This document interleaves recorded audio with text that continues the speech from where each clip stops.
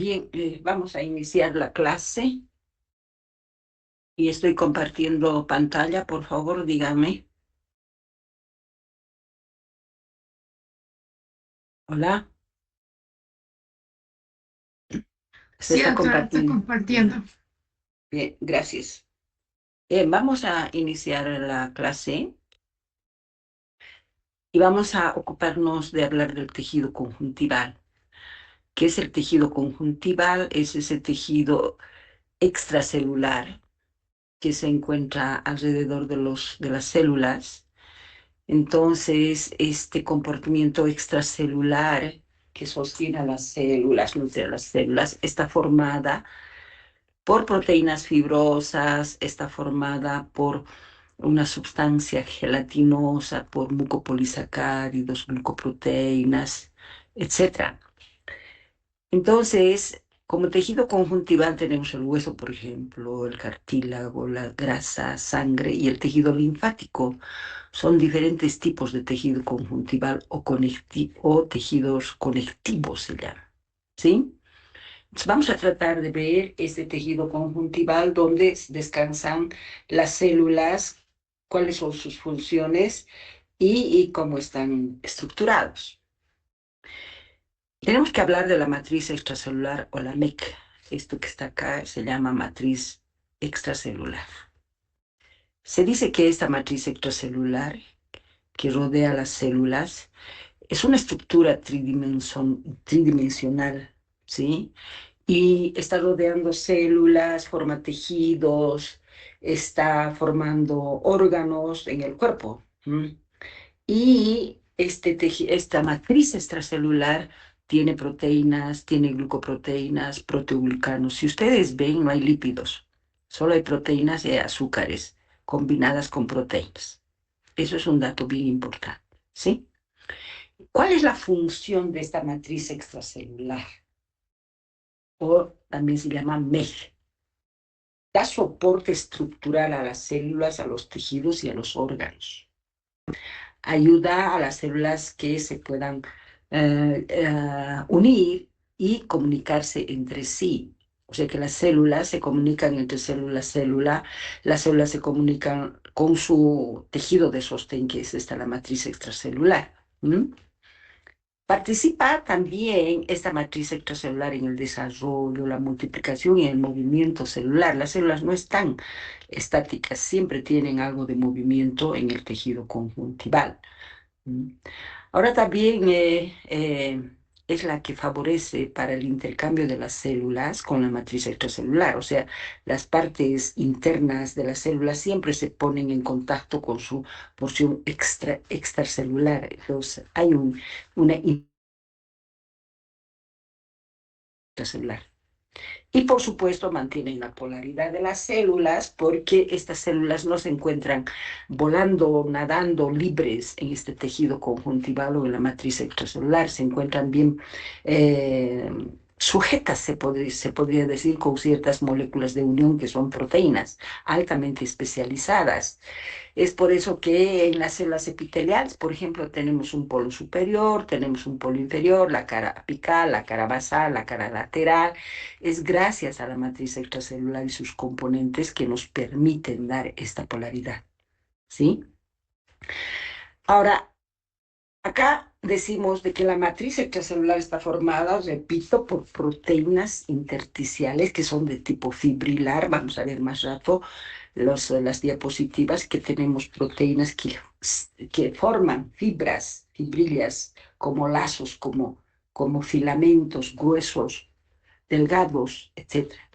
Y también hay una sustancia que no es fibrilar, que es amorfa, y ese aspecto amorfo es gelatinoso mucoso. Ahora, estas proteínas, según la cantidad de estas proteínas que haya, por ejemplo, si hay mucha fibrila, entonces vamos a tener que hablar de un tejido conjuntival fibrilar.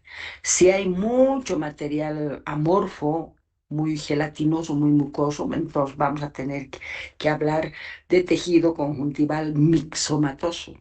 Dependiendo de cuál de estas sustancias que se encuentran en la matriz extracelular, vamos a poder clasificar al tejido conjuntival en mixomatoso, reticular, en laxo, etc. Ahora, hay una interacción entre la célula y la matriz extracelular. ¿Ah? Es importantísima esta interacción que tiene la célula con su matriz extracelular y se interactúa con todos los componentes de la matriz extracelular a través de la membrana celular y hay muchos otros filamentos o muchas otras estructuras que están fuera de la célula que se relacionan con estructuras que van a ir a ponerse en contacto inclusive con el citoesqueleto. Entonces, de esa manera, las células, la parte interna de las células, se interrelacionan con la matriz extracelular. Esto es importante para el desarrollo, para el crecimiento y para la división celular. ¿Por qué? Porque en la matriz extracelular se encuentran factores de crecimiento, se encuentran los nutrientes, etcétera. Eso es importantísimo para que las células puedan desarrollar, puedan dividirse, ¿no es cierto?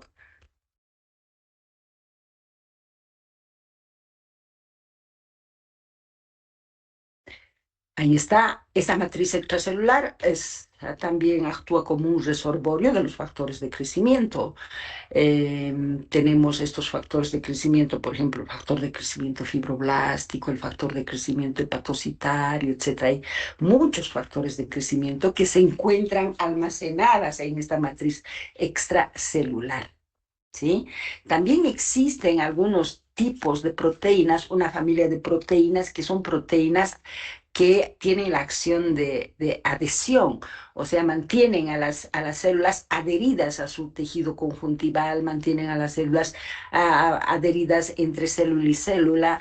Una de esas proteínas de adhesión es las integrinas, la fibronectina, etcétera, etcétera. Son proteínas que sirven para poder mantener unidas a las células en sus lugares correspondientes. Estas proteínas siempre actúan a través de los receptores de superficie que tienen las células. También esta matriz extracelular mantiene la estructura tisular normal. Por ejemplo, tenemos una de esas estructuras de la matriz extracelular, es la membrana basal. La membrana basal y el tejido fibrilar. Son dos cosas muy diferentes. La membrana basal es tejido conjuntival extracelular y el estroma fibrilar de la matriz extracelular también es sustancias que son fuera de las células, extracelulares. Entonces, la membrana basal, el estroma fibrilar sirve para darle estructura a tisular normal a los tejidos. Establece un microambiente también muy importante de los tejidos para que puedan almacenar nutrientes, para que puedan servir la orientación de las células, para que puedan moverse ciertas sustancias. Las células, por ejemplo, no se encuentran estáticas, siempre tienen un cierto movimiento y algunas mucho más que otras. Entonces sirve para el movimiento de las células, también la matriz extracelular, porque tenemos elementos fibrilares que sirven como caminitos que tienen que utilizar las células para moverse y hay proteínas que son moléculas de adhesión también para que estas células evidentemente pueden tener cierta movilidad, pero siempre están bien sostenidas al tejido conjuntival o a su matriz extracelular. Acá les digo que hay dos formas de matriz extracelular básicas. Uno que es la membrana basal y otra es la matriz intersticial. La membrana basal es aquella membrana, aquel tejido conjuntival que separa el tejido epitelial de la MEC, de todos los componentes de la matriz extracelular. Entonces, la membrana basal, ¿por qué se caracteriza? Se caracteriza porque es una capa bien delgadita, ¿sí? y se encuentra siempre alrededor de las células epiteliales, alrededor de las células endoteliales. No se olviden que las células endoteliales son células epiteliales altamente especializadas que se encuentran revistiendo a los vasos sanguíneos. También esta membrana basal se encuentra alrededor del músculo liso, en los pulmones, vamos a ver abundante membrana basal, a nivel de las cavidades alveolares, en los riñones, en el sistema vascular, etcétera, etcétera. Ahí se encuentra la membrana basal. Repito, esta membrana basal es importantísima para que las células epiteliales descansen sobre la membrana basal. Las células epiteliales, si no están separadas del tejido conjuntival a través de la membrana basal, entonces no es viable la presencia de las células epiteliales. Es importantísimo que la membrana basal exista y esté sana esa membrana basal para que las células epiteliales, musculares, endoteliales puedan ser viables, puedan realizar sus funciones adecuadas. Ahora, ¿cómo está formada la membrana basal? La membrana basal está formada por colágeno. Hay muchos tipos de colágeno. ¿No? Hasta ahora hemos visto el colágeno tipo 1, tipo 2, tipo 3, tipo 4, 5, 6, 7, que están muy bien estudiadas. Ahora, la membrana basal forman el colágeno tipo 4 y tipo 6. Esas son las colágenas que forman la membrana basal. ¿Por qué? Porque este tipo de colágeno es laminada, ¿sí? Son láminas y la membrana basal es una línea recta, ¿no es cierto? Entonces, por eso es que están ahí la colágena tipo 4. Em, ¿Quiénes forman esta membrana basal? Esta membrana basal es formada por las células epiteliales y por las células mesenquimatosas que se encuentran muy cerquita a ellas, a las células epiteliales, a las células endoteliales. Entonces, vamos a ver de que la mayoría de estas proteínas son formadas por fibroblastos, por macrófagos, que son células del tejido conjuntival, pero también participan en la formación de esta colágena tipo 4 las células epiteliales. Recordarán ustedes que los fibroblastos son las células capísimas para formar las fibras colágenas, tipo 1, tipo 2, tipo 3, tipo 4. Pero esta colágena tipo 4 es formada por las células mesenquimatosas, que uno de ellos es el fibroblasto, y también por las células epiteliales. Así, esas son las que forman la membrana basal. Conclusión, la membrana basal siempre separa al tejido epitelial del tejido conjuntival. Ahora hay otro tipo de matriz extracelular que es la matriz intersticial. La matriz intersticial se encuentra en todo el tejido conjuntival, en los espacios entre todas las células. Por ejemplo, si yo les muestro un tejido hepático, los hepatocitos están ahí, pero los hepatocitos están bien sostenidas, nutridas por su tejido conjuntival. Es ese tejido, es esa matriz intersticial, es un tejido completamente formada por fibras, ¿no es cierto? No son láminas, son fibras que van por todos lados, ¿m? En los espacios de las células. Y este tipo de matriz intersticial, que son fibras desorganizadas, son sintetizadas por los fibroblastos. Los fibroblastos son células muy interesantes que hacen infinidad de funciones, y una de sus funciones es sintetizar estas fibras colágenas. Am, Ahora, cuando nosotros estamos viendo la matriz intersticial, tenemos que ver que hay dos tipos de sustancias hasta ahora, ¿no es cierto? Una es de aspecto fibrilar, que son las proteínas fibrilares que forman la red para sostener a todos los componentes del tejido. ¿Cuáles son esas fibras, esas proteínas fibrilares que forman esta red del tejido conjuntival?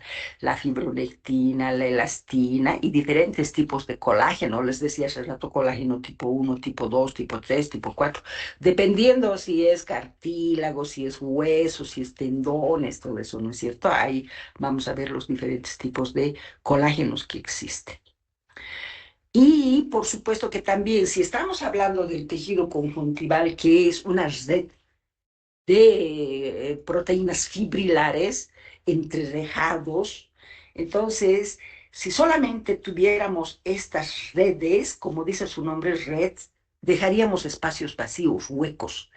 Y el tejido conjuntival en cualquier órgano no hay pues estos espacios vacíos. Entonces ahí viene el tejido amorfo, el tejido gelatinoso, que es otro componente importante del tejido extracelular, del tejido conjuntival, como ustedes quieran llamarlo. Entonces, estas sustancias amorfas, gelatinosas, son glucoproteínas, mucopolisacáridos, ¿no es cierto?, que van rellenando estos espacios que no ha podido cubrir el componente fibrilar del tejido conjuntival.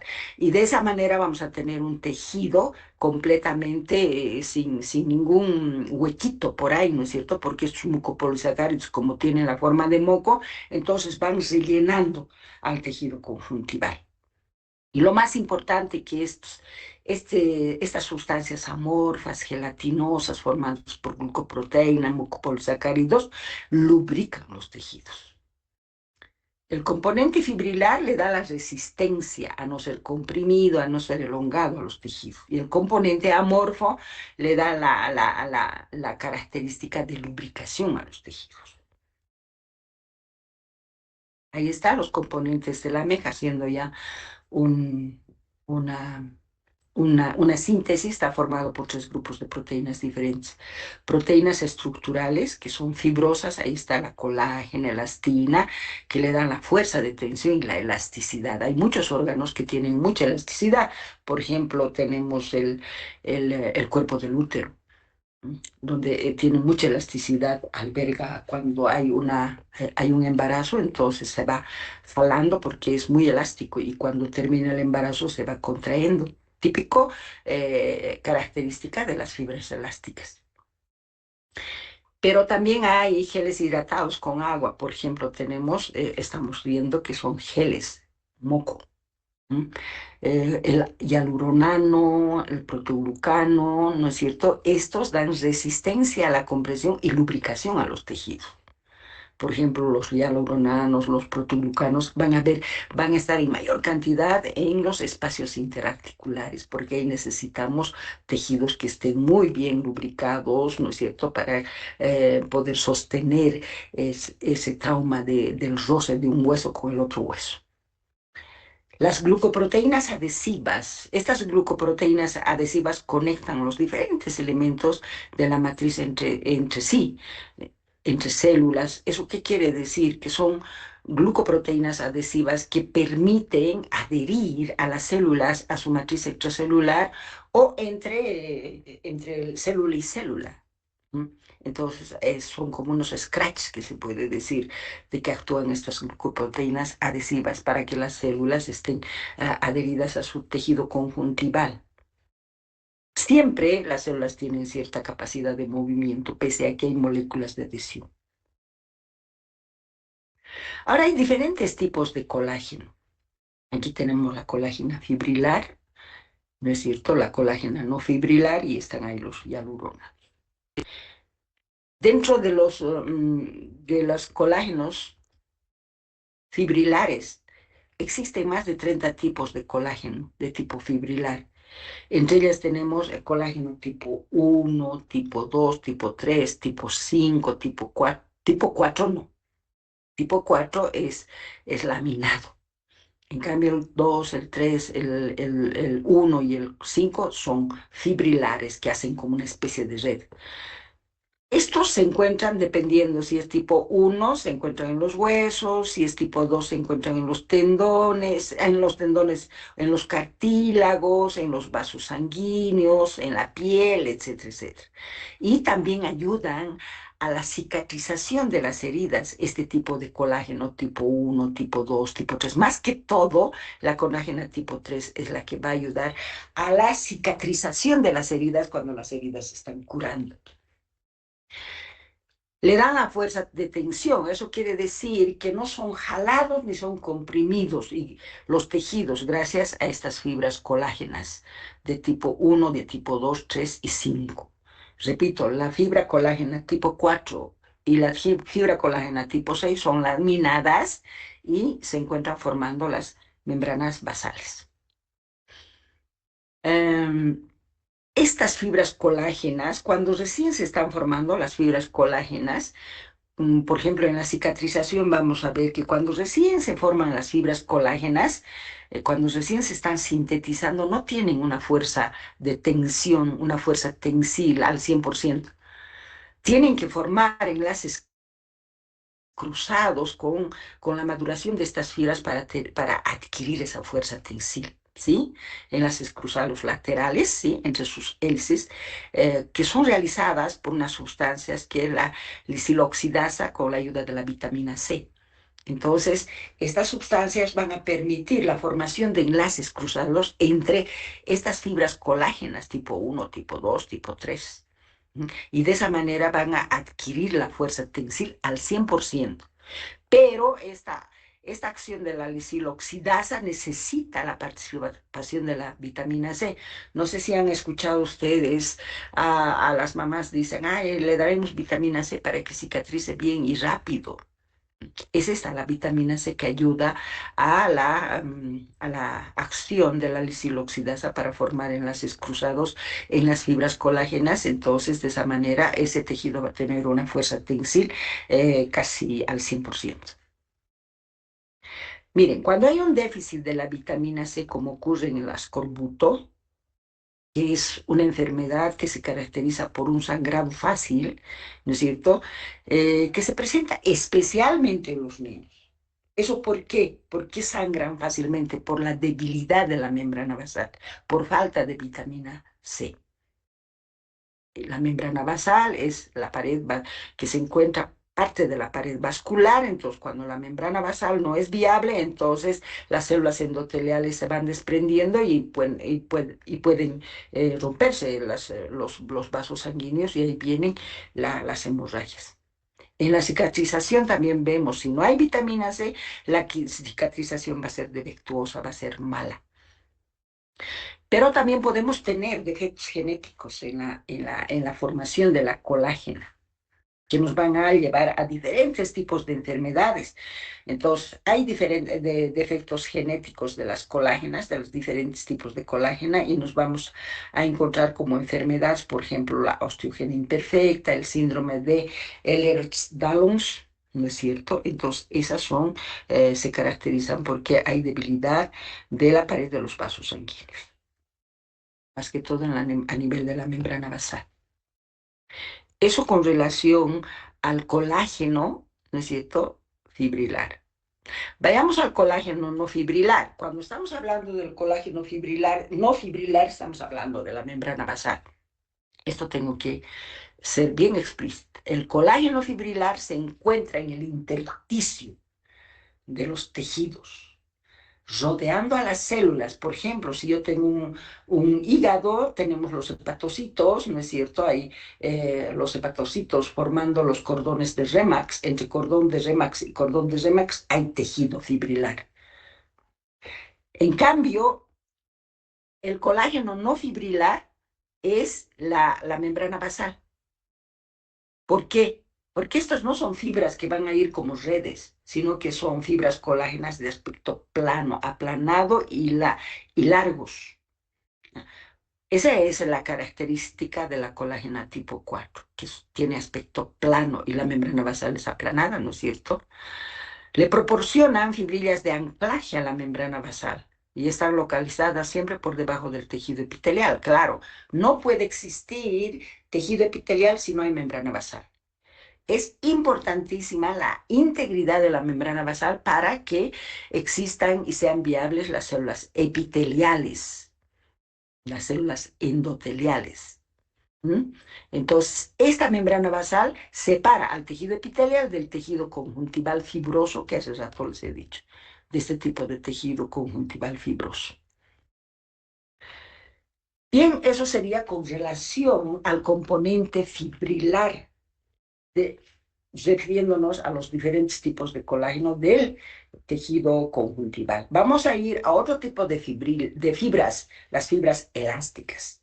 que se encuentran en mayor cantidad en aquellos órganos que tienen la capacidad de contraerse, relajarse, contraerse, ¿sí? Gracias a estas fibras de elastina, los tejidos tienen capacidad de contraerse, elongarse, y se encuentran en gran cantidad, ahí les decía, en el útero, en la piel, los ligamentos, en la pared del sistema cardiovascular. No se olviden que en el sistema cardiovascular el corazón se dilata, se contrae, se dilata, se contrae, y los vasos sanguíneos también. La pared de los vasos sanguíneos tiene abundantes fibras elásticas, la elastina. Entonces, para que se pueda, cuando recibe la sangre impulsada por la contracción del corazón, los vasos sanguíneos van a aumentar su diámetro, ¿no es cierto? Se dilatan. Y cuando deja de contraerse el corazón, se contraen los vasos sanguíneos. Así es como funciona. Entonces, esa función de elongarse, contraerse, es gracias a las fibras elásticas que tienen todos los tejidos, unos más que otros. Ahora, esta elastina, histológicamente está formada, tiene un núcleo central. Ese núcleo central presenta una proteína que se llama elastina. ¿Mm? Esta proteína, que es el núcleo central de las fibras elásticas, la elastina, tiene que estar rodeada de una malla compuesta por fibrilina. Pues la parte central es elastina, proteína, y va rodeada de una malla, ¿no es cierto?, que se llama fibrilina. Los defectos de la fibrilina están en relación con anomalías esqueléticas y debilidad de la pared aórtica. Ejemplo de esta debilidad de la pared aórtica es el síndrome de Marfan. Entonces, ¿por qué se presenta la debilidad de la pared aórtica en el síndrome de Marfan? Por los defectos, pueden ser estructurales o funcionales, de la fibrilina. Ahí está colágeno fibrilar. Vamos a ver, existen 3 tipos de colágeno, 30 tipos de colágenos fibrilares. Entre ellos tenemos el tipo 4, ya hemos visto esto. Ah,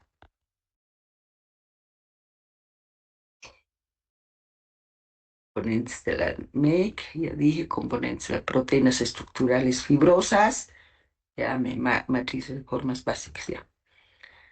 Matriz extracelular, soporte. Matriz, la MEC, existen 2 tipos de fibra más basalina, ya. Colágeno fibrilar, que son 20, la elastina que ya, los hialuronanos o los proteoglucanos, que es el otro componente aparte de las fibrilares. Dentro de las fibrilares, repito, están las fibras colágenas y las fibras elásticas. Dentro de aquellas sustancias amorfas que no tienen forma, están los hialuronanos y los proteoglucanos, esos que tienen esa forma de moco. Eso se llama amorfas, es el tejido amorfo que sí existe. Entonces, a eso se llama las gelatinas, el aspecto de moco. Ustedes saben muy bien que cuando vemos la gelatina, lo ponemos en un vaso, tiene la forma de un vaso, ¿no es cierto? Y si ponemos en otro recipiente, va a dar la forma del recipiente. Entonces, estos hialuronanos y los proteoglucanos tienen esa consistencia. Son geles compresibles muy hidratados que le confieren resistencia ante la compresión. En el cartílago articular forma una capa de lubricación. Esto generalmente, estos componentes, los protoglucanos, los hialuronanos, se encuentran en mayor cantidad a nivel de los espacios articulares. ¿Por qué? Porque le dan mucha lubricación. Son sustancias que tienen una carga positiva, y eso va a ir acumulando agua. Entonces, esa acumulación de agua va a hacer que se lubriquen estas superficies de las articulaciones óseas, ¿no es cierto?, y en los tejidos adyacentes. Están formados por glucosaminoglucanos, por sulfato de queratano y el sulfato de condroitina. Esos 3 elementos se encuentran en estas sustancias que parecen gelatinas, que parecen moco. Los hialuronanos atraen el agua formando una matriz viscosa como gelatina que le confiere compresibilidad a los tejidos. estos elementos que son como moco, como gelatina, van a ser como un reservorio de los factores de crecimiento, el factor de crecimiento fibroblástico, el factor de crecimiento hepatocitario. ¿Mm? Pero también pueden actuar como proteínas integrales de la membrana celular. Bueno, como son reservorios de los factores de crecimiento, entonces participan en la proliferación celular, participan en la migración celular y la adhesión de las células también, entre célula, intracélula y la matriz extracelular. Vamos a ver cuáles son las glucoproteínas adhesivas y los receptores de adhesión. Estas glucoproteínas adhesivas dice, unen a las células con la matriz. Dice, pues, glucoproteínas adhesivas. Dice, entonces, ¿qué tienen que hacer? Tienen que mantener adheridas las células a su matriz extracelular, ¿no es cierto? A esas fibras como redes, a esas fibras como láminas, que es la membrana basal. Entonces, ¿cuáles son esas glucoproteínas adhesivas? Ahí tenemos la fibronectina. Es un componente principal de la matriz extracelular intersticial, la fibronectina. ¿Qué hace la fibronectina? Mantiene unidas las células con el tejido conjuntival, con su matriz extracelular. Luego también tenemos la laminina. La laminina, aparte de la colágena tipo 4, tipo 6, en la membrana basal existe la laminina. Es el elemento principal de las membranas basales. Entonces, si yo les preguntara, ¿cómo está formada la membrana basal? Por fibras colágenas tipo 4, tipo 6 y laminina. La laminina es una glucoproteína que mantiene adherida a las células epiteliales con su membrana basal. Y también tenemos las integrinas, inmunoglobulinas, caderinas, selectinas, que son moléculas de adhesión celular. Por ejemplo, cuando estemos haciendo reacción inflamatoria, vamos a hablar mucho sobre las selectinas y las integrinas, que son moléculas de adhesión de los leucocitos hacia las células endoteliales. Y gracias a esa adhesión de las células endoteliales, van a permitir o van a tener la capacidad de abandonar los vasos sanguíneos para llegar al tejido conjuntival y realizar la reacción inflamatoria. Entonces es importante que ustedes sepan que hay moléculas de adhesión que permite que las células estén adheridas a su tejido conjuntival. ¿Cuáles son? Integrinas, inmunoglobulinas, caderinas, selectinas, ¿no es cierto? Fibronectinas. Acá está, este es el componente de la matriz extracelular. Tenemos dos tipos de matriz extracelular. Uno que es la membrana basal, que es esta. Acá está la membrana basal y ahí tienen a las células epiteliales, ¿no es cierto? Que tienen un polo basal y un polo apical, ¿no? Y las caras laterales. Y aquí están las moléculas de unión que son las integrinas. Miren cómo las células epiteliales se están uniendo a la membrana basal.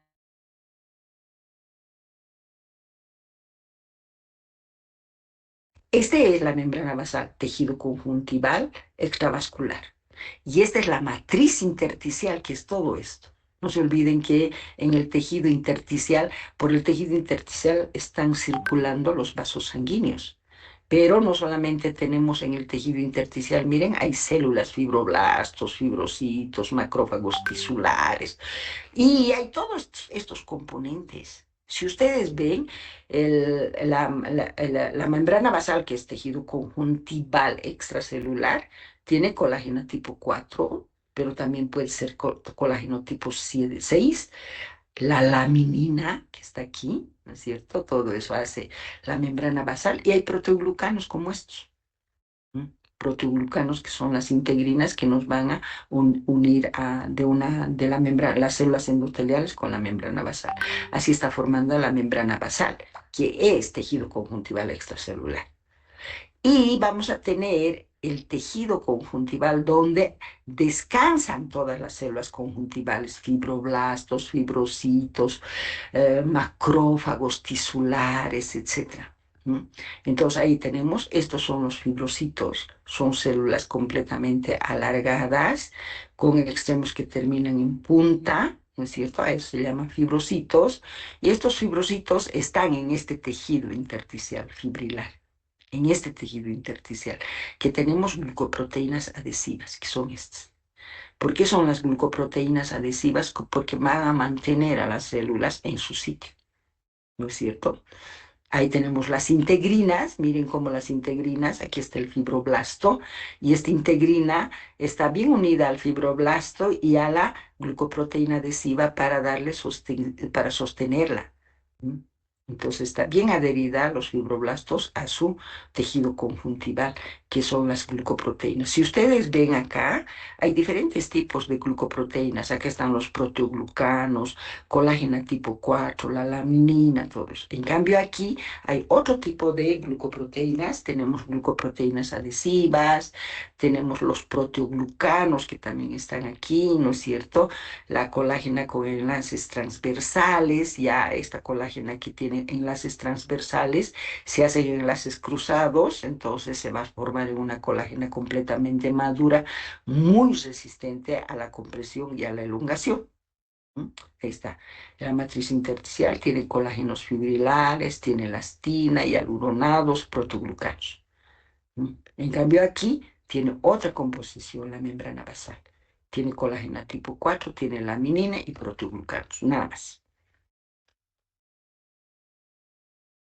Bien, acá tenemos, eh, por separado vamos a ver estos protoglucanos. Aquí está el sulfato de congruitina. Este es el sulfato de queratán. Es la proteína conectora, ¿no es cierto?, del ácido hialurónico. ¿Para qué es esto? Vamos a ver aquí, miren, a este nivel se va acumulando gran cantidad de sodio, tiene carga positiva, ¿no? Glúcidos sulfatados, dice, son estos los famosos glúcidos sulfatados, y esos glúcidos sulfatados retienen sodio y por supuesto retienen agua. ¿Mm? Eso le va, es un proteoglucano que está formado así. Y eso le va a dar, pues, al tejido más hidratación, ¿no es cierto?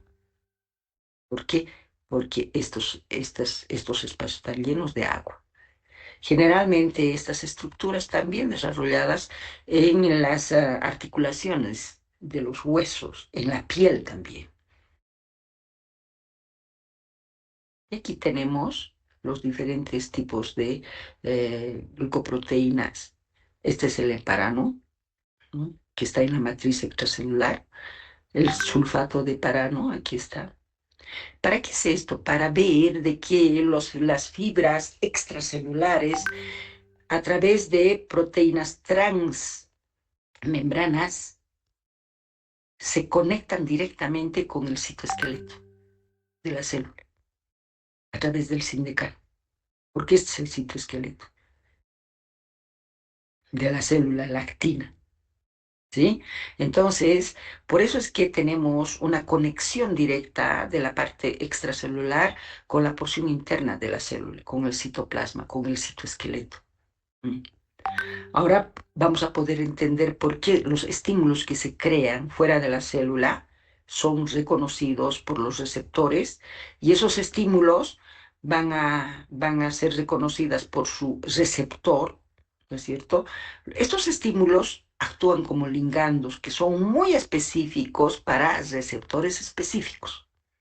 Entonces, ahí tenemos por ejemplo, si hay aumento de los factores de crecimiento, ahí va a ser reconocida ese estímulo por el receptor, que es una proteína que se encuentra en la parte externa de la membrana celular. Siempre los receptores son proteínas altamente especializados. Aquí está el receptor del factor de crecimiento fibroblástico, dice. Este receptor, que se está poniendo en contacto con el sulfato de parano, ¿no es cierto? Entonces, esto va a permitir de que los estímulos le activen a este receptor. Va a haber una serie de procesamientos bioquímicos moleculares para poder estimular a las partes internas de la célula, a los segundos mensajeros que se encuentran en el citoplasma celular, y esos segundos mensajeros van a llevar la información hasta el núcleo. En el núcleo van a hacer la lectura del estímulo, a eso se llama transcripción nuclear, y una vez que tenga la lectura del estímulo, va a mandar esa información al citoplasma y en el citoplasma se produce una serie de reacciones metabólicas que van a responder a esos estímulos. Si, por ejemplo, si es el factor de crecimiento fibroblástico, ese fibroblasto dirá, bueno, aquí hay mayor cantidad de fibras de factor de crecimiento fibroblástico, mayor cantidad. Esa información le llega al núcleo y dice, bueno, hay mayor cantidad de factores de crecimiento fibroblástico, por lo tanto, hay que aumentar el metabolismo de estas células para que esa célula pueda dividirse en dos. Para dividirse en dos tienen que aumentar, tienen que duplicar todos sus componentes metabólicos, proteínas, lípidos, hidratos de carbono, más ATP, etcétera, etcétera. Para que de esa manera se haga la división mitótica y haya dos células hijas con las mismas características. Ahí está, esto lo que les decía son señales celulares mediadas por interacción de la matriz extracelular y los factores de crecimiento. Por eso es decir que la matriz extracelular es reservorio de los factores de crecimiento, no importa cuál sea el factor de crecimiento. Siempre los libros hablan del factor de crecimiento fibroblástico y del factor de crecimiento hepatocitario. Entonces, ahí tenemos todos los componentes estructurales de la matriz extracelular. Y tenemos los componentes internos del citoplasma de la célula, donde están el citoesqueleto. Entonces, hay una interacción siempre de las fibras extracelulares con el citoesqueleto de la célula, a través del sindecano más que todo. ¿Sí? Entonces, todas las señales le llegan a través atraviesan los receptores de superficie que siempre son proteínas y esa información le llega hasta el núcleo, hace el análisis, en el núcleo se hace la transcripción genética, se pasa la información al citoplasma y el citoplasma es el componente metabólico, que quiere decir que tiene que sintetizar más proteínas, más lípidos, ¿no es cierto? Tiene que haber mayor cantidad de ATP para el aumento de esta síntesis, por eso dice que es el componente metabólico, se duplican todos los componentes estructurales y funcionales de la célula para que esta célula se divida por mitosis en las mismas células hijas con las mismas características estructurales y funcionales de la madre. Bien, vamos a pasar a ver mantenimiento de la población celular. Cuando hablamos de mantenimiento de la población celular, tenemos que hablar de la proliferación y del ciclo celular. Porque en un tejido normal, las células, muchas envejecen y esas células envejecidas tienen que ser eliminadas por apoptosis, que es una muerte celular programada genéticamente, fisiológica. Es una apoptosis fisiológica cuando en un tejido aparecen células envejecidas por haber hecho tanta función. Siempre las células nacen, crecen, realizan sus funciones, envejecen, mueren y se eliminan. Pero en un tejido no tiene que haber más células ni menos células. Eso se llama mantenimiento de la población celular normal en los tejidos. ¿Sí? Entonces aquí se dice que la proliferación celular es fundamental para el desarrollo y mantenimiento de la homeostasia tisular en un estado de equilibrio. ¿Qué es la homeostasia de los tejidos? Si un tejido, por ejemplo, tiene que tener 100 células, eso se tiene que mantener, porque así funciona ese tejido. No puede disminuir ni puede aumentar la cantidad de esas células. Eso es mantenimiento de la población celular, eso es homeostasia de los tejidos. Homeostasia quiere decir tejidos en estado, en equilibrio entre sus necesidades y las células que tienen que satisfacer esas necesidades. Ahora, les decía que en los tejidos las células nacen, crecen, funcionan, se cansan, envejecen y las células envejecidas son empujadas a la muerte celular programada, que es la apoptosis fisiológica. y esa célula va a ser eliminada. Esa célula que ha sido eliminada tiene que ser reemplazada por otra nueva célula. Para ese reemplazo de células existen en los tejidos unas células que se llaman células madre tisulares. Todas las células, todos los tejidos del organismo tienen sus células madre tisulares que mantienen esta homeostasia de los tejidos, el equilibrio de los tejidos, ¿sí? Entonces las células, cuando ven que constantemente estas células madre tisulares se van dividiendo para reemplazar a las células envejecidas que han sido eliminadas por apoptosis. Por eso es que nunca falta ni hay sobrepoblación de células en un tejido normal. Ah, para entender el reemplazo de las células muertas y dañadas, tenemos que ver el ciclo celular. ¿Mm? Ustedes saben muy bien que en el ciclo celular existen proteínas que van controlando el crecimiento y división celular. Todas las células normales se encuentran dentro del ciclo celular. ¿Y qué es el ciclo celular? En el ciclo celular existen muchas proteínas que controlan el crecimiento y la división celular. Por ejemplo, tenemos una división mitótica. De una división mitótica siempre tiene que haber dos células hijas con las mismas características estructurales y funcionales de la célula madre. Todo eso se controla en el ciclo celular a través de unas proteínas altamente especializadas. ¿Sí? El ciclo celular presenta fases regulares e impulsadas por activadoras como son las ciclinas. Esas son las proteínas que controlan. Pero estas ciclinas también tienen sus enzimas, porque ocurre de que las ciclinas en la fase G1, por ejemplo, la fase G1, las ciclinas han actuado y esas ciclinas terminan de actuar y tienen que ser reemplazadas por otras ciclinas. En la fase G2, por ejemplo, hay otro tipo de ciclinas que son otro tipo de proteínas, terminan de hacer su acción y tienen que ser reemplazadas por otras ciclinas. ¿Ah? Entonces, ¿qué pasa con estas ciclinas que han terminado de realizar su acción en las diferentes fases? Hay enzimas. Las enzimas dependientes de las ciclinas, las cinasas dependientes de ciclinas, que tienen la capacidad de fosforilarlas, degradarlas a las ciclinas cuando han terminado su función. ¿Sí? Entonces, por eso es que vamos a hablar de estas proteínas ciclinas y las cinasas dependientes de ciclinas. Si la concentración de ciclinas sube o baja, la actividad de las cinasas dependientes de ciclinas aumentan y disminuyen también. Las ciclinas o lo que son las cinasas dependientes de ciclinas actúan en los puntos de control del ciclo celular. Hay puntos de control en el ciclo celular. Por ejemplo, hay un punto de control. El primer punto de control del ciclo celular es para que no haya alteración en la formación de las proteínas. No pueden haber proteínas mal plegadas, ¿no es cierto?